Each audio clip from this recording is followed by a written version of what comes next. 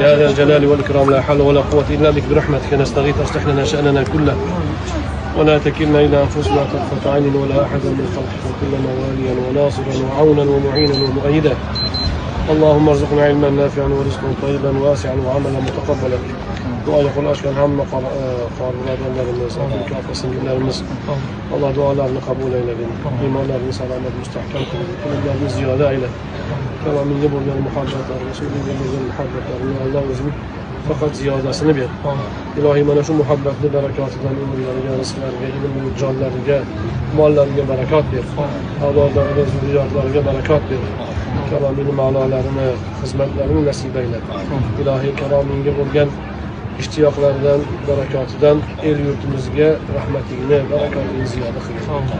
Duaya kılarken hammelerini, dillerinde özünden so'ragan, so'ramoqchi bo'lgan barcha yaxshi niyatlarga muvaffaq eyle.